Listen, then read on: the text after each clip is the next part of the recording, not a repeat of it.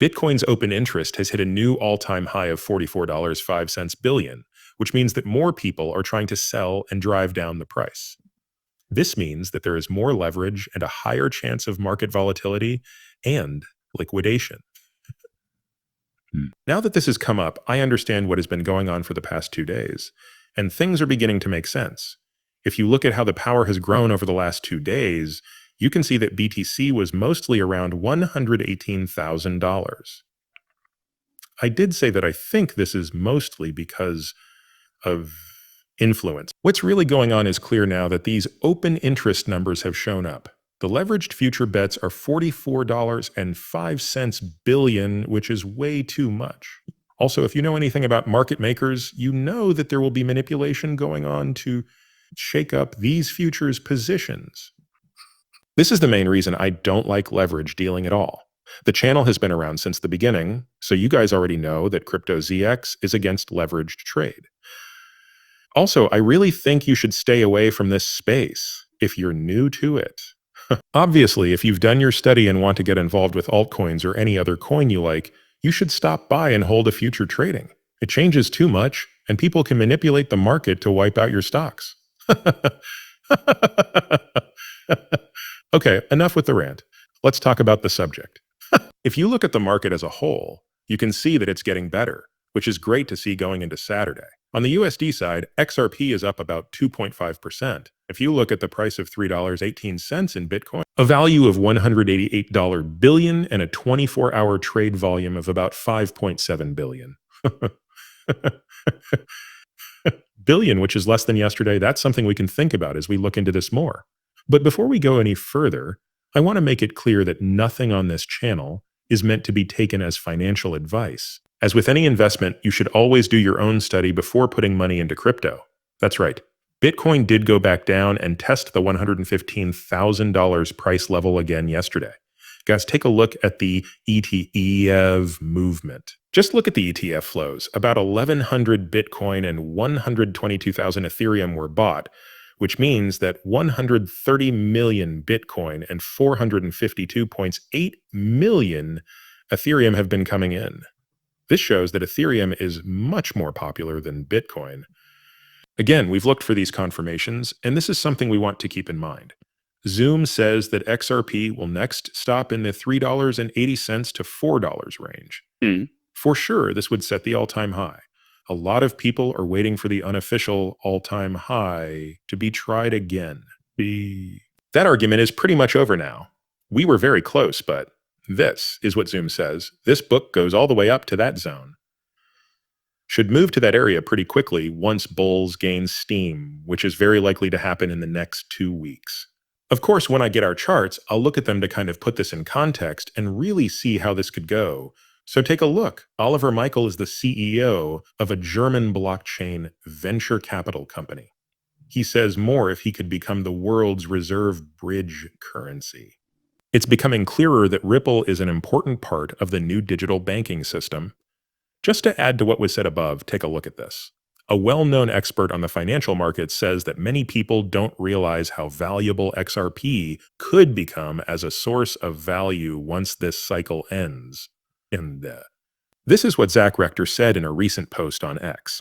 He said that cryptocurrency fans might use XRP as a way to save money once the current market cycle ends.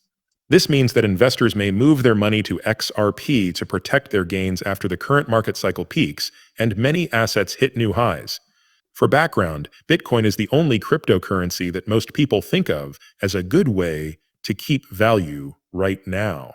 The best coin has some qualities in common with traditional stores of value, like being hard to get, lasting a long time, being portable, and being known for being valuable as an inflation hedge. Rector thinks that XRP could also become a good way to store value, which is interesting. When the market reaches its peak, this makes XRP like digital gold, which is what many people think of when they think of Bitcoin. Say that people are still too optimistic about the chances of XRP becoming a store of value anytime soon, even though it has a lot of potential to do so. Allow me to talk a bit about what this really means and share my own thoughts with you. It kind of ties in with what we talked about on my show before. Keep in mind that the 4-year cycle has been thrown around a lot lately, especially now that the market is starting to rise again. That cycle of 4 years does show up all the time. And if you've heard me talk about the 4-year pattern, I've stressed one thing.